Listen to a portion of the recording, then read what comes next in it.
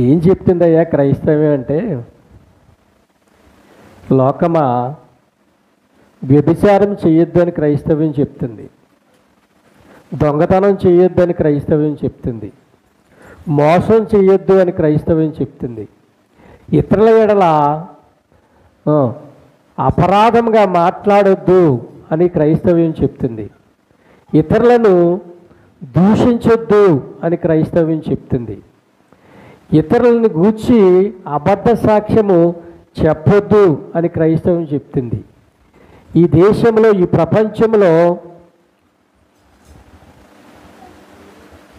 పోలీసులు లేని రాజ్యం కావాలి అంటే, దొంగతనాలు చేయని రాజ్యం కావాలి అంటే క్రైస్తవ్యంలోనికి రావాలి అని క్రైస్తవ్యం చెప్తుంది. క్రైస్తవ్యం బోధించేది ఇదే. పెద్ద మాటలేమి క్రైస్తవ్యం బోధించదు, కానీ ఈ మాటలు క్రైస్తవులకి నచ్చవు, అన్యులకి నచ్చవు.